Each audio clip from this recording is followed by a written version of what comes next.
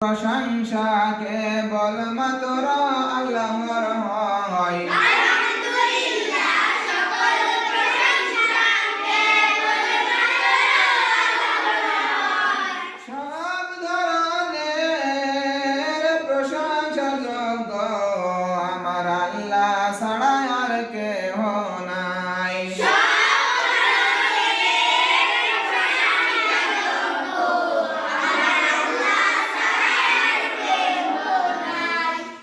সাতটা বিষয় চলতেছিল, কয়টা বিষয়? মানে হুরুফটা আমরা বুঝতে পেরেছি নাকি? হুরুফটা বুঝতে পেরেছি। এবার আসতেছে হারকাত। কি কাত? হারকাত বলতেছে যে থাকে অক্ষরের নিচে আর জবর থাকে অক্ষরের উপরে। যে থাকে অক্ষরের নিচে আর জবর থাকে অক্ষরের উপরে। মাথা পেছানো পেশ যেটা সেটাও থাকে উপরে। মাথা পেছানো পেশ যেটা সেটাও থাকে উপরে। জের জবর পেশের নাম হারকাত বলা হয়। যে জবর পেশের নাম হারকাত বলা হয়। তাহলে জের জবর পেশের নাম কি বলা হয়? হারকাত বলা হয়। হারকাতের উচ্চারণটি তাড়াতাড়ি করতে হয়। হারকাতের উচ্চারণটি তাড়াতাড়ি করতে হয়।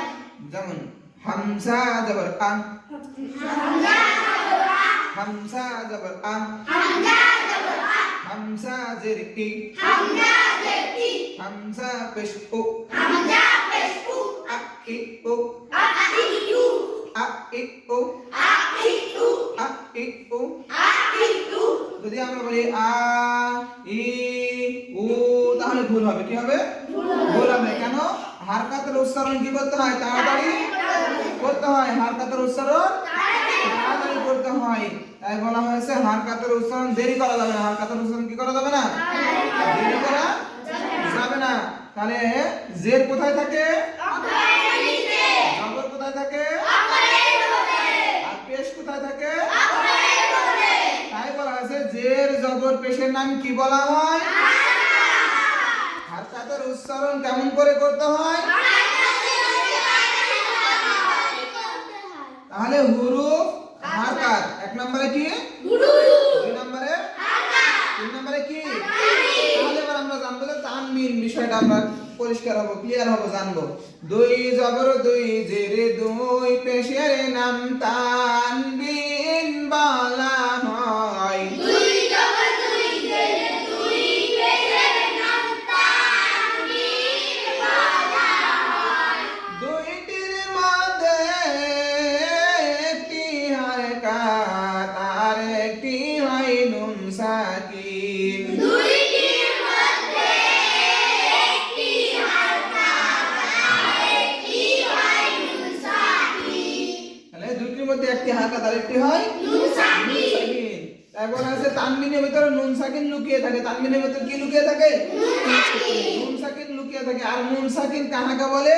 নুনের উপরে সাকিন থাকলে তাহাকে নুন সাকিন বলা হয়। নুনের উপর সাকিন থাকলে তাহাকে নুন সাকিন বলা হয়।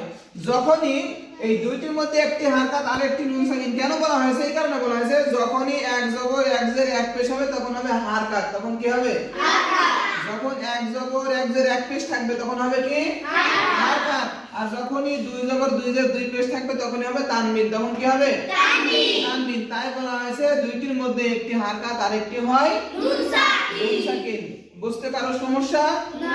আমরা ইনশাআল্লাহ তাহলে হুরুফ হারকাত তানবিন তিনটা জিনিস তো ক্লিয়ার। তিনটা জিনিস আমরা বুঝতে পারলাম নাকি? তিনটা জিনিস অবশ্যই বুঝতে পারলাম। তাহলে এই পড়াটি শিখতে হলে আমাদের কি করতে হবে? প্রতিনিয়ত ক্লাসে আসতে হবে, বসতে হবে এবং মনোযোগ সহকারে পড়া পড়তে হবে। মনোযোগ সহকারে কি করতে হবে? পড়া পড়তে হবে। আমরা যদি মনোযোগ সহকারে না পড়ি আর ক্লাসে যদি ঠিক মতো না আসি আমরা, তাহলে এই পড়া কি শিখতে পারবো? না। তাহলে আমাদের প্রতিনিয়ত আমরা প্রতিনিয়ত কি করব, ক্লাসের টাইমে ক্লাসে আসবো, পড়ার সময় পড়বো, অন্য কোনো দিকে মন দেব না। আল্লাহ তাআলা আমাদের প্রত্যেককে এই কোরআন শিখার মতো তৌফিক দান করুন, সঙ্গে আল্লাহুম্মা আমিন। আল্লাহ যেন আমাদের প্রত্যেককে এই কোরআনুল কারীমের জ্ঞান দিয়ে, জ্ঞান গর্ব নিয়ে আমরা কোরআন দিয়ে যেন নিজের জীবনকে পরিচালনা করতে পারি, সেই তৌফিক আল্লাহ তাআলা আমাদের প্রত্যেককে দান করুন, সঙ্গে আল্লাহুম্মা আমিন।